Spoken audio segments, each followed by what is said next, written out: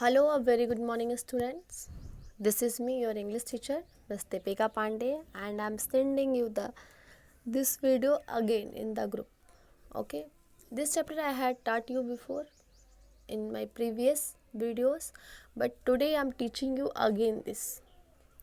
So, for your kind information, first of all, I want to tell you I wish to you all best wishes. You all be happy, be safe, and stay healthy at your home. Next, I want to instruct you that I'm seeing many of you not doing properly your homework. So this is not a good thing and not a good sign for you and me also, because we all are knowing very well that this corona disease has been spread all over the country, and we all the citizens of our country are suffering a lot from this, and it's not possible to open the school so soon till not the disease is going to be controlled. So I want to make a request, humble request to you all, that whatever I am teaching you, that you all learn well, watch the video carefully. If any student is facing problem regarding any kind of word, any kind of video, any kind of topic, they can call me personally, and then after they can ask their question, their queries. And if I would think that it would be a great problem to all the students of the class, then I'll make a new video related to the topic and send in the group. Okay, so first of all, and this is the strict instruction to every student, that whatever I'm teaching you this period, I'll not teach you all again in the class also, because you are not studying, you are not responding here well. You are thinking that ma'am will teach in the class also. So I'm telling you कि only those portions I'll explain in the class about which the students will ask question. बच्चे जिस topic से related मुझसे question पूछेंगे मैं वही topic फिर से पढ़ाऊँगी, जो नहीं पूछेंगे वो मैं नहीं पढ़ाऊँगी, और जो उन्होंने लिखा होगा उसमें वही करेक्शन करने के लिए ही मैं बोर्ड टच करूँगी. अदरवाइज़ जितने चैप्टर मेरे कंप्लीट हो जाएंगे मैं उस चैप्टर पे दोबारा नहीं जाऊँगी. मेरे पास टाइम ही नहीं होगा, मुझे पढ़ाना भी है, सारी चीज़ें कंडक्ट करानी है, तो कैसे पॉसिबल हो पाएगा. आप लोग समझ रहे नहीं हैं. तो ये overall will be yours problem. मैं आपको बता दे रही हूँ, सारी जिम्मेदारी आपकी होगी, आप ही फेस करेंगे बाद में. ठीक है, तो ये मत सोचिएगा कि मैम अभी हम नहीं पढ़ रहे हैं, क्लास में जाएंगे मैम फिर से पढ़ाएंगी. वो सब मेरे बस का नहीं है. हम जो पढ़ा दे रहे हैं. जो बच्चे प्रॉब्लम फेस करेंगे वो मुझे आज भी क्वेश्चन करेंगे, तब भी क्वेश्चन करेंगे, और मैं उन्हीं बच्चों के क्वेश्चन को केवल सॉल्व करूँगी, उन्हीं की केवल क्वेरीज को क्लियर करूँगी. अदरवाइज जो नहीं पूछेंगे क्वेश्चन उनके लिए कोई वर्क नहीं होगा. तब तो हम समझ ही जाएंगे कि आपको समझ आ रहा है. अब आपकी प्रॉब्लम है, जब तक आप क्वेश्चन नहीं पूछेंगे मेरी कोई जिम्मेदारी नहीं है. ठीक है, ओके, ये था इंस्ट्रक्शन. अब मैं वीडियो भेज रही हूँ. वीडियो के बारे में अपने बात करती हूँ, आज के टॉपिक के बारे में बात करती हूँ, क्योंकि जो है आप लोग कर ही नहीं रहे, वर्क अच्छे से रिस्पॉन्ड ही नहीं कर रहे हैं, डेली अच्छे से होमवर्क ही नहीं आ रहा है, तो मैं क्या कर सकती हूँ. ठीक है, और आप अगर नहीं करेंगे तो मैं एक चैप्टर बिना कंप्लीट के दूसरे चैप्टर पे कैसे जा सकती हूँ. इसलिए अगर आपको पढ़ना है, एज सुन एज अपने सिलेबस कंप्लीट करने हैं, तो आपको जितनी जल्दी हो सके होमवर्क करके ग्रुप में भेजना होगा, फिर ही मैं आगे आपको पढ़ा पाऊँगी. ठीक है, तो बात करते हैं today's topic, the subject and predicate.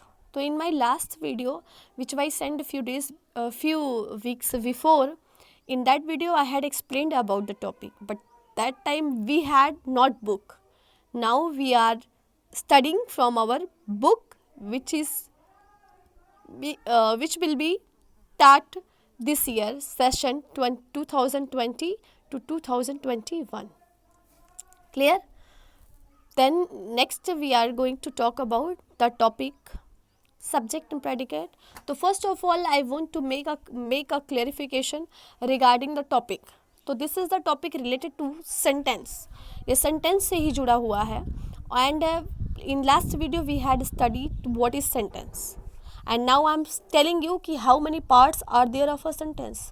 तो आई एम टेलिंग यू कि there are two parts of sentence. How many parts are there of a sentence? There are two parts of sentence. They are first subject कर्ता, second predicate विधेय. Clear? Subject first topic है, predicate second topic है, जो second part होता है. ठीक. अब now we are going to study from the book. Every sentence comprises two parts. हर सेंटेंस में दो भाग होते हैं, ए सब्जेक्ट एंड प्रेडिकेट. एक सब्जेक्ट और दूसरा प्रेडिकेट. ये पहला क्वेश्चन क्लियर हो गया. सब्जेक्ट क्या होता है? तो मैं आपको बता दूं कि in each sentence a noun a pronoun do something. Her sentence में कोई सब्जेक्ट, कोई नाउन, कोई प्रोनाउन कुछ करता है. तो means the person who does. ठीक है, जो कुछ करता है या जो कुछ होता है, जिसके द्वारा होता है, वही सब्जेक्ट होता है. मतलब what are whom the sentence is about. मतलब सेंटेंस क्या और किसके बारे में है. सेंटेंस क्या और किसके बारे में, वही सब्जेक्ट होता है. और प्रेडिकेट की the part that tells something about the subject. So सब सब्जेक्ट के बारे में बताता है, वो प्रेडिकेट होता है. अब मैं in short I want to make a definition. I want to tell a definition about the both topics. First, subject क्या होता है? What is a subject? तो a subject is a part of sentence which about which something is said. A part of sentence about which something is said. मतलब sentence subject sentence का वह भाग होता है जिसके बारे में कुछ कहा जाता है. और व्हाट इज अ प्रेडिकेट? दूसरा क्वेश्चन. तो a predicate is a part of sentence which tells more about the subject. मतलब जो सब्जेक्ट के बारे में कुछ बताता है, जो कुछ सब्जेक्ट के बारे में बात करता है, वो प्रेडिकेट होता है. तो I want to make clarification. I want to tell you that question number 1, how many parts are there of a sentence? तो आंसर होगा there are two parts of sentence, first subject, second predicate. दूसरा question है कि what is a subject? तो मैंने आपको बताया definition होगी. Definition, a subject is a part of sentence. The subject is a part of sentence about which something is said. जिसके बारे में कुछ कहा जाता है. ठीक है, जैसे Mahi sat down to eat her lunch. Mahi अपना लंच करने के लिए बैठ गई. माही अपना लंच करने के लिए नीचे बैठ गई, डाउन दिया है. ठीक है, तो इसके में किसके बारे में बात हो रही है? माही के बारे में बात हो रही है. और क्या बात हो रही है कि वो लंच करने के लिए नीचे बैठ गई. लंच करने के लिए नीचे बैठ गई. तो जो उसने काम किया वो प्रेडिकेट, और जिसने काम किया वो सब्जेक्ट. तो प्रेडिकेट क्या होता है? The predicate is a part of sentence which talks about the subject. ठीक है. A sentence is a noun और प्रोनाउन. सेंटेंस क्या होता है? या तो ये नाउन होता है या तो प्रोनाउन होता है. It may be just one word, जैसे माही दिया है या अक्षय एंड हिज फ्रेंड दिया है. तो माही एंड आई ये वन वर्ड के हैं, या फिर मोर देन वन वर्ड, या एक शब्द से ज़्यादा, जैसे अक्षय एंड हिज फ्रेंड. ठीक है, ये सारे आपके दो वर्ड के हो गए. तो ये आपका सब्जेक्ट इज़ अ नाउन और प्रोनाउन. सब्जेक्ट जो होता है वो नाउन या प्रोनाउन हो सकता है, एक वर्ड का हो सकता है, कई सारे वर्ड का हो सकता है. फिर प्रेडिकेट क्या होता है? Predicate tells about the subjects action. वो सब्जेक्ट के कार्य के बारे में बताता है. ठीक. It may be also be one word, जैसे गैलप दिया है, हॉर्सेस गैलप, मतलब अपना भोजन निकल जाते हैं वो. या more are grazing in the field, या कई शब्दों का होता है. मतलब सब्जेक्ट भी एक शब्द का हो सकता है, प्रेडिकेट भी एक शब्द का हो सकता है. अब इसमें क्या करना है? सब्जेक्ट और प्रेडिकेट को अलग अलग डिवाइड करना है. तो देखिए, मैं आपको सबसे पहले बता दूं कि जो सेंटेंस है उसमें जो सब्जेक्ट है वहाँ पे एस लिखना है, और जो प्रेडिकेट है उसको उसके वहाँ से ऑब्लिक करके देखिए दिया है. बर्ड्स एस सब्जेक्ट है, तो बर्ड्स में ब्रैकेट में एस लिखा हुआ है, और फिर ऑब्लिक स्लैश का साइन है. ऑब्लिक बिल्ड हर नेस्ट इन ट्रीज, मतलब अपना घोंसला पेड़ों में बनाते हैं. तो अपना घोंसला पेड़ों में बनाते हैं, मतलब चिड़िया क्या करती है? अपना घोंसला पेड़ों में बनाती है, प्रेडिकेट है. और कौन बनाता है अपना घोंसला? चिड़िया बनाती है.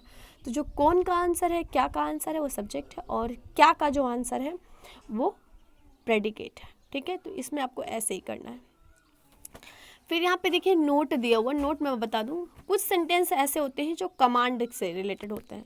जो कमांड होता है, जैसे go there, bring a glass of water, water the plants, bring a chair. ठीक है, do the homework fast. तो इन सब में इंस्ट्रक्शन है. तो command sentences mostly do not mention the subject. जो कमांड वाले सेंटेंस होते हैं उनमें सब्जेक्ट नहीं होता है. मतलब जो कमांड दिया जाता है वो किसको दिया जाता है? जो इंसान हमारे सामने होगा उसी तो हम कहेंगे कि एक गिलास पानी ले आओ, जाओ अपना होमवर्क जल्दी करो, पौधों को पानी दे दो, तो जो सामने वाले का होता है। तो कमांड में यू सब्जेक्ट छिपा हुआ होता है, बाकी तो प्रेडिकेट ही होता है। इसलिए जो कमांड वाले सेंटेंस होंगे उसमें आपको सब्जेक्ट नहीं ढूंढना पड़ेगा, और अगर सब्जेक्ट ढूंढना भी पड़ेगा तो आप यू ऑटोमेटिकली फिल कर सकते हो। ठीक है, जैसे इफ़ आई शाउट, अगर मैं चिल्लाऊँ रन, दौड़ो, भागो भागो भागो, तो ये ऑर्डर है टू यू, तो मैं आपको इसको ऑर्डर करूँगी, आपको करूँगी। ऐसे सेंटेंस वही मैं बता रही हूँ कि you know what I mean, मतलब आपको, मैं अगर कहती हूँ भागो तो मैं किसको कहूँगी भागो? आपको ही कहूँगी, सामने वाले को कहूँगी जो मेरे सामने है, जिसको भी मैं कमांड दूँगी, जो है जिसको भी मैं ऑर्डर करूँगी, वो उसका जो होगा वही सब्जेक्ट यानी यू। ठीक है, तो ऐसे में one word makes complete sense, ऐसे में एक शब्द ही अपना पूरा अर्थ प्रकट कर देता है। ठीक है, और वही सेंटेंस होता है। जैसे मैं खड़ी हूँ और कोई भी है तो मैं कहूँगी कि एक गिलास पानी लाना, bring a glass of water, एक गिलास पानी लाना। तो हमको पता है, मुझे पता है कि मैं किसको क्या कह रही हूँ, और आपको पता है कि मैं क्या कह रही हूँ, तो इसमें यू सब्जेक्ट होता है, और एक वर्ड से ही सेंटेंस क्लियर हो सकता है। ठीक है, जैसे सपोज कि आप पढ़ रहे हैं या मैं पढ़ा रही हूँ, तो अब मैं बोलूँगी डू, करो, तो आपको पता है कि आपको क्या करना है, मुझे पता है कि मुझे क्या करवाना है। ठीक है, तो ये हो गया।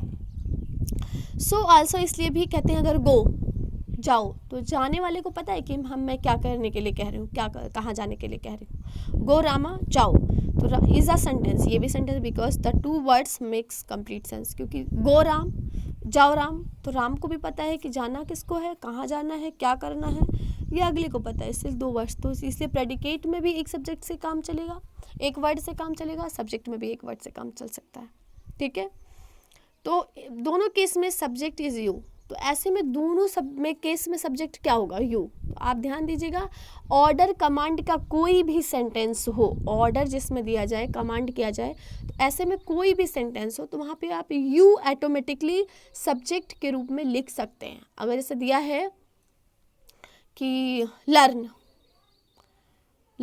द स्टूडेंट्स, तो ऐसे में हम बोल रहे हैं कि बच्चों याद करो, छात्रों विद्यार्थियों याद करो। तो कौन यहाँ है मेरे लिए, किसको मैं ऑर्डर दे रही हूँ, बच्चों को दे रही हूँ, यानी यहाँ पे आप लर्न के पहले यू लिख देंगे तो सब्जेक्ट हो जाएगा। ठीक है, तो in a sentence generally subject comes before a predicate. कभी कभी ऐसा होता है किसी किसी सेंटेंस में सब्जेक्ट पहले आ जाता है, किसी किसी में बाद आता है, तो वो तो दोनों केस में है, आपको समझने का फ़र्क पड़ता है। मैं पहले बोलती हूँ कि सब्जेक्ट और प्रेडिकेट में आपको समझने का ही अंतर करना पड़ेगा। आप बस समझ लीजिए कि किसके बारे में बात हो रही है, वहीं आपका सब्जेक्ट मिल जाएगा, और जिसके बारे में बात हो गई है वो वर्ड जहाँ मिले उसी को आप मान लो सब्जेक्ट। और कभी कभी ऐसा होता है कि सेंटेंस में कोई इन्वर्ट, कभी कभी उसको जो है ज़्यादा इम्फेसाइज करने के लिए, उसको थोड़ा सा प्रेशराइज करने के लिए उसको थोड़ा सा प्रेडिकेट पे फोकस कर दिया जाता है। जैसे प्रेडिकेट पे फोकस किया जाता है तो उसको पहले लिख दिया जाता है। ऐसे केस में जो प्रेडिकेट क्या होता है, सब्जेक्ट के पहले आता है। जैसे मान लीजिए कभी कभी अक्सर सेंटेंसेज में सब्जेक्ट पहले दिया जाता है, अक्सर सेंटेंसेज में सब्जेक्ट पहले दिया जाता है, लेकिन क्या है कि कभी कभी ऐसा होता है कि जब हम प्रेडिकेट पे ज़्यादा फोकस करते हैं, प्रेडिकेट को मतलब जो काम होता है उस पे ज़्यादा फोकस करते हैं, तो सब प्रेडिकेट को पहले लिख देते हैं और सब्जेक्ट को बाद में लिखते हैं। तो ऐसे केस में सब प्रेडिकेट पहले आ जाता है, और मैंने आपको बताया कि सब्जेक्ट पहले आता है। तो आपको इससे मतलब नहीं कि सब्जेक्ट पहले आता है कि बाद में आता है, आपको सिर्फ इतना ध्यान देना है कि जो है सब्जेक्ट के बारे में, जो सब्जेक्ट होता है वही मेन होता है। अब आप देख लीजिए, gym sat under the tree. ठीक है, अब ऐसे में फोकस किस पे है, जिम पे है। इसके में फोकस किस पे है, जिम पे, क्योंकि जिम काम कर रहा है। लेकिन इसी सेंटेंस को दिया है under the tree sat tree, मतलब पेड़ों के नीचे जिम बैठ गया। जो है Jim sat under the tree, जो है जिम पेड़ों के नीचे बैठ गया, और अगले में है under the tree sat Jim बैठ गया। तो ऐसे में क्या है, दोनों केस में जिम ही काम कर रहा है। ठीक है, तो इससे फ़र्क नहीं पड़ता है कि सब्जेक्ट पहले है या बाद में, सिर्फ इतने से फ़र्क पड़ता है कि सब्जेक्ट है कहाँ। ठीक है, तो एक्सरसाइज 2 आपका इसी बेस पे है, और इसी को ध्यान में रखते हुए जो सारे सेंटेंसेस हैं इसको फिर से लिखना है। तो जैसे यहाँ पर दिया है never again will you do that, आप इसे दोबारा कभी नहीं करोगे, तो इसमें प्रेडिकेट पे फोकस किया गया है, लेकिन इसमें कौन कर रहा है, you. You will not never do that again, यही होगा इसका करेक्शन। तो आप सारे सेंटेंस फिर से करेंगे और मुझे करके भेजेंगे, जिसको कोई प्रॉब्लम होगी वो मुझे भेजेगा। पहला question, how many parts are there of a sentence, पता है। व्हाट इज़ अ सब्जेक्ट, पता है। What is a predicate, third हो गया, ठीक है। फिर एक्सरसाइज 1 आपको करनी है और एक्सरसाइज 2 आपको करके भेजना है। 1 पेज राइटिंग, 6 क्वेश्चन हैं टोटल जो आपको करके भेजने हैं। Thank you, best wishes, have a nice day, good day to you all.